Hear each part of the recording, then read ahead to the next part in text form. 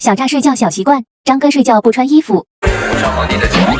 被吐槽睡觉说梦话。张哥在睡觉的时候一脚把我踹醒，他把我踹醒之后还说梦话，不是，让我来打，让我来打。哦，他说什么不要杀我还是什么？这句梦话怎么感觉似曾相识？二爷说梦话，我说梦话，不要杀我，不要杀我。妖族睡觉打呼，那他也就懂了。我打，真打，就是打一段时间就不打了，打一段时间就打。轩轩睡觉爱锁喉，刷拳也是这样。对啊，他锁喉。好家伙，两手撑开，一边锁一个。